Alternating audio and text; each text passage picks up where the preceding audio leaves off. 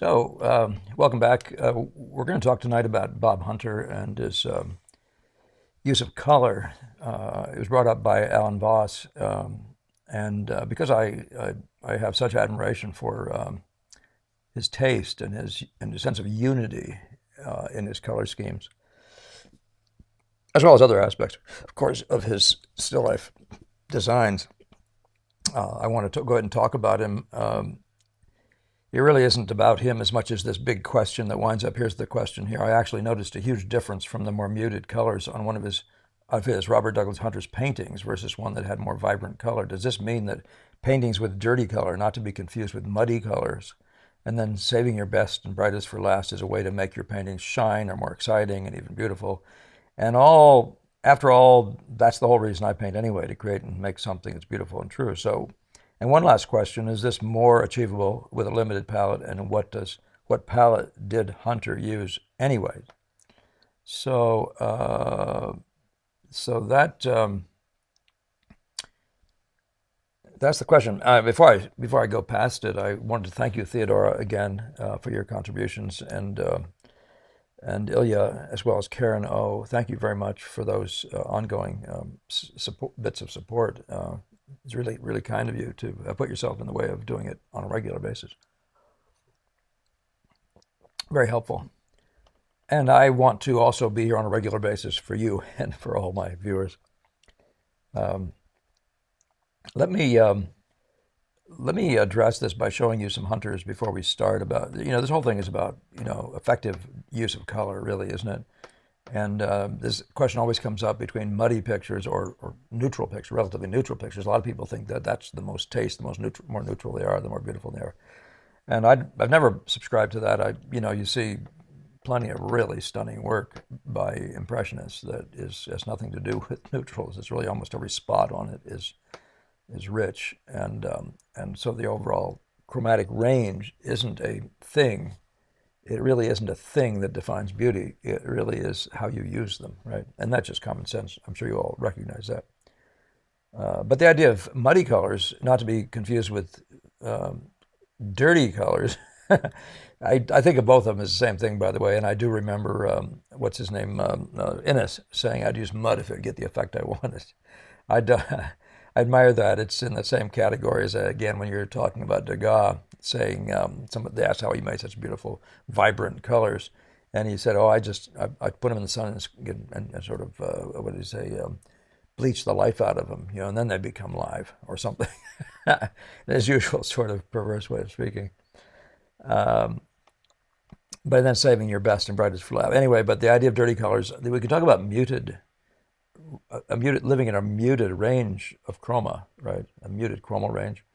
And that doesn't mean nothing. A picture isn't beautiful as long as there's a range and you have a featured element. The featuring is what makes the beauty, I find. That there needs to be some spot, which is the whole thing. You might say the whole point of the thing. So that's where we start talking about the featured note, and that you've heard from me before. So let's talk about the hunters though, with this in mind. Maybe I'll do the last part first this time. The hunter's palette. Hunter's palette was basically the same as Gamel's palette. There were three earth colors besides black and white. Ivory black and flake white. There were three earth colors. It was yellow ochre, Indian red, and what's the other third red? Let me see if I can find the list here. But it's a cooler red. I want to call it caput mortem, but I don't think that's what he meant. Um, let's see if I can find it for you. Yellow ochre. Oh yeah, Indian red. Okay, light red and Indian red. And what I find to be light red was Venetian red. Possibly it was more to the point. I switched to that. But this is fundamentally what I find mostly the Gamel palette.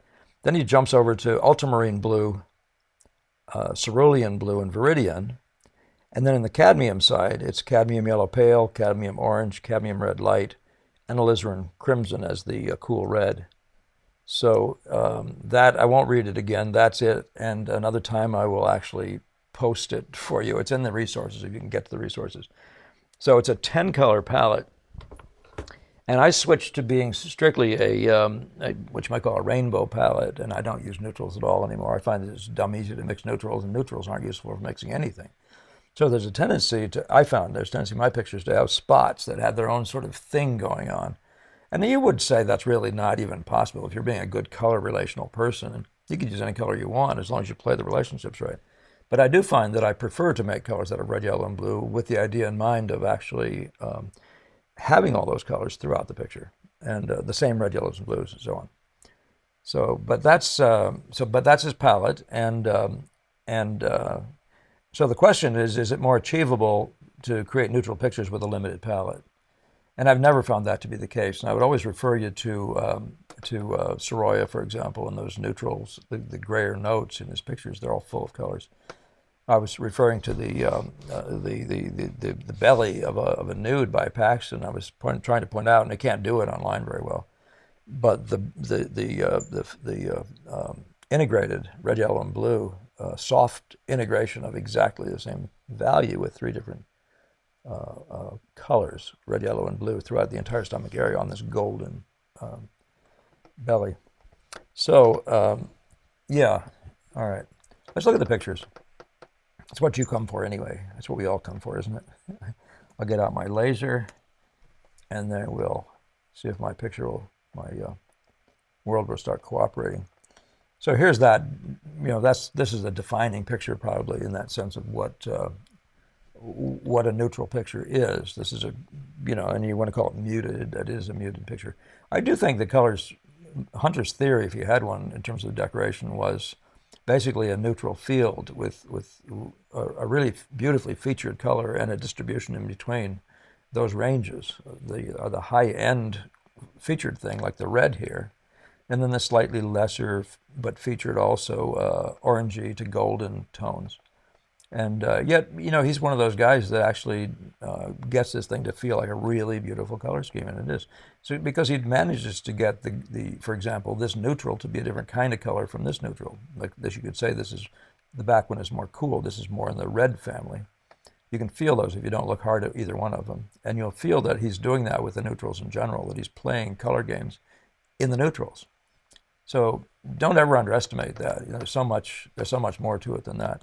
But this is the case where you're talking about a picture that has slightly more elevated chroma overall, so that you see the blues in here. And I don't take this to be these photographs at all to be true. I have no idea what my computer did, the photographer did, what your computers are doing to change these notes. But they do some funny things. Nevertheless, even though this picture is more elevated in intensity, and the blues are fairly intense, yet not being the featured colors, you can see that the reds are still featured, right? So these are more chromatic than in the previous picture.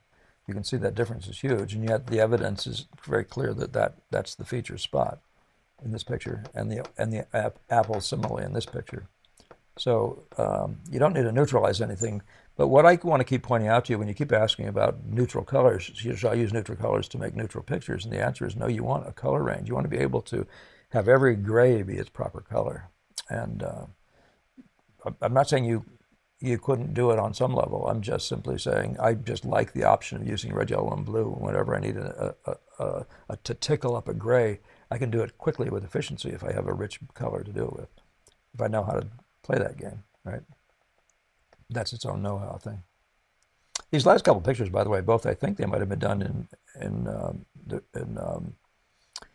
Hunter's older age, and because he wasn't typically sort of having bottles tip over a little bit and stuff like that. Of course, this whole picture might be just shot crooked too, because it feels like it's tilted a little bit. And that could easily be the case. Usually this line's the giveaway line. It's usually horizontal right across the entire painting. But isn't this a lovely example, though, of red, yellow, and blue, and the featured element of it being the gold to orange element right here? But the reds are all sort of in the warm side. The cools sit there. The blues interplay with them in a remarkable way, really, really amazing way, and etc. So, but that's the idea of a featured element, and this isn't a particularly rich picture, but the featured element, obviously, coloristically, is going to be the richest note in the picture. There's some other spots that have their element of it, but it's a declining thing. You find your most powerful thing, so to speak, and you always are aware of keeping that where it is and making sure it maintains its dominance by color effect. Yeah, this is a fun picture in the sense of it being an overall cool gray. So it becomes like if you want to call that, the blue. And then the warms, these orangey warms going all the way from yellow to what you may as well call red. And so they work out to be that. Even the stripe here feels like it's one of the red group. Again, I'm only looking at the picture as it appears to me here. It's a beautiful picture. I've always admired this one. And again, it's fairly neutral. So the featuring is all about, well, the two things that feature in this picture are the brightness of the lights. And that's technically, you'd say that's the center of interest area, but the punch up here is by color more than other things, more than the combination of businesses, top lights and all the other animals in the same place, including the shapiness and stuff. So in any case, that doesn't mean these are not two different. These are two different things, but there's this sense that this is that featured place, and this is a secondary place. And you'll find the good designers are always aware of the fact that they're going to be, like scenes in a movie, two or three really beautifully featured spots along the movie. So yeah, I'm doing this. I remember, I really am not planning this thing. I'm just showing you some stuff. I pulled the pictures up because I wanted a range. Now this is showing you that a picture can be more richly colored, even by Hunter. It's not commonplace for him to do that. Mostly his pictures are relatively neutral. As I said, I think that's sort of his theory of things. But as you see even the richness of these things, the orange and blues, doesn't interfere with these guys being the top dogs, these reds. Fairly classical, by the way, in terms of, when I say classical, I mean classical painting, for the reds to be featured up this way. It's a thing about the human eye. We tend toward the reds. We tend to look at the reds, maybe from infancy. There's a very good reason. And yeah, so I wouldn't say more about that. One thing about this, I mean, here's a spot. You can say, look how brilliant that is. A lot of guys, when they're talking about the visual order with me, they get confused about spots like this and think, well, why isn't that in the center of interest? Or how can that be that this can be out here somewhere? And people say that people like Sargent didn't do that. See the sharp edges actually exiting the picture? And the whole idea of focus in the middle and then softer edges at the outside, just simply not tenable. But I like you to note, though, the power by light effect of these, and this one secondarily, right, compared to any of the effects in here that are high contrast, they just aren't as contrasty. This one tries to compete, and it's in the center, so it does a reasonable job of not being overwhelmed by these. If you don't have something like this, you'll have a sinking center, and that's the last thing you want. But the busyness of this thing here and this, all that stuff, keeps it from being the center from fading into nothing. I'm showing you this one because I want to show you that pictures don't have to be neutral, and there's yet a relative neutrality. So this picture has got color every spot. You can see color. The most neutral elements of it being this spot here, the back here, and then this stuff over here. But you can see color in every part of this picture. So overall, this is a higher chroma painting, and yet you wouldn't say it's in poor taste.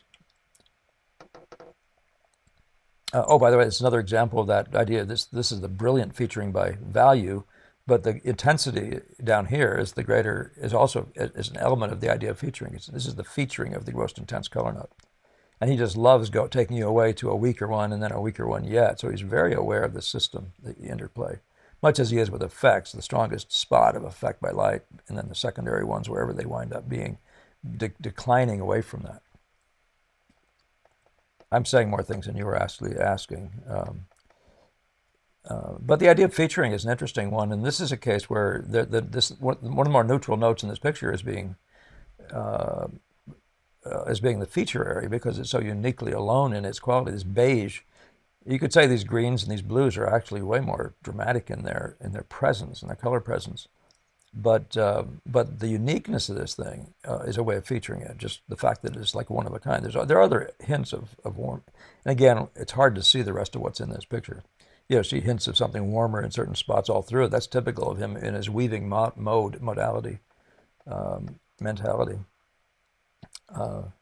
But that's a nice example, though, of a way of featuring that has less to do with light effects, a little bit, and less to do with chroma, and more to do with, maybe you could say, warm versus cool, or just uniqueness, the one-of-a-kind thing, and there's a featuring element to that.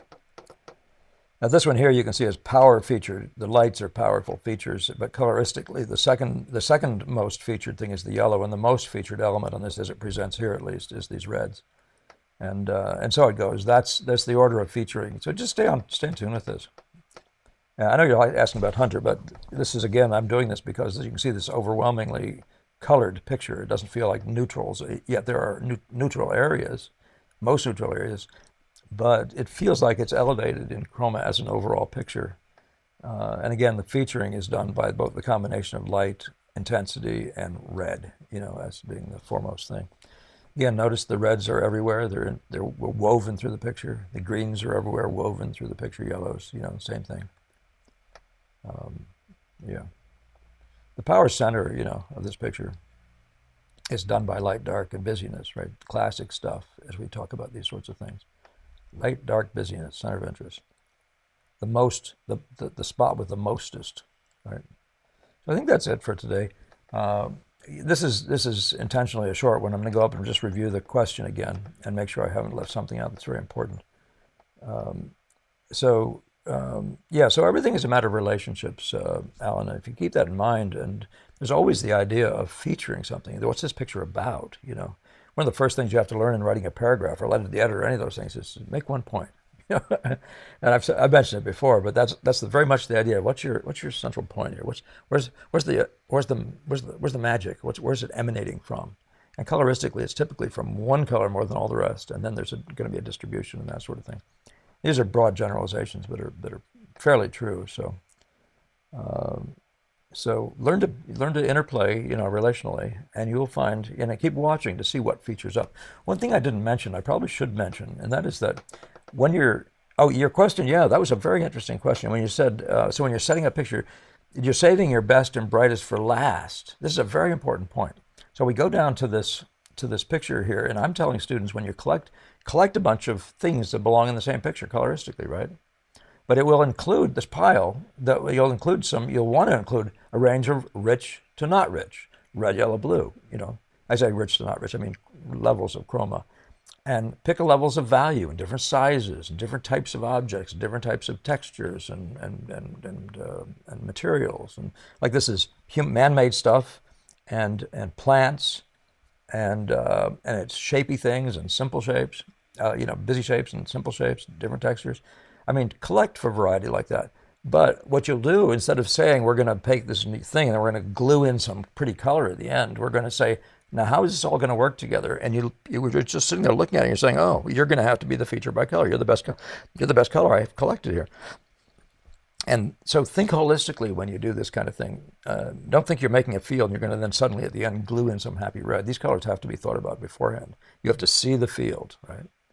And you'll know what is going to be the featured color. And you'll also know what is going to be the drama. You'll also know the stuff that's going to be it's going to give you the most pleasure, the most fun. You see, you could look at a spot like this and say, look how busy and fun these coins are. This little, whatever it's called, should know this. But you see that he's used that also in this power area here. This is probably, your center is probably a bigger area. But that's, you can say this whole thing is the center. But this winds up being a matter of distribution of these things. But in the central area where the greatest power here, and if you want to include this as part of the center, you'll see all these things are here, they're present, and then they show up again in other areas.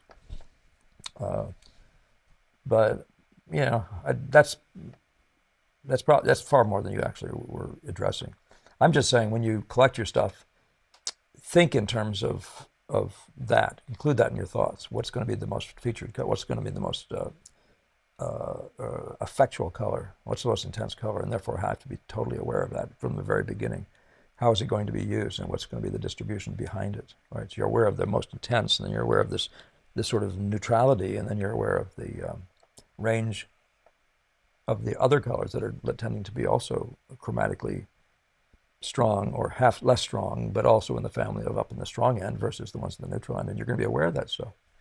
Doesn't mean you should do this in any kind of a programmatic way. You should simply look at stuff and find out where the beauty is and explore it by playing with objects in relation to each other for a while before you try to set up a story. Anyway, that's more than you were asking for, too. So thank you again, Ilya, Karen, and Theodora, and Alan for the nice question. And I wish you well in that pursuit of this beauty idea. And let's go ahead and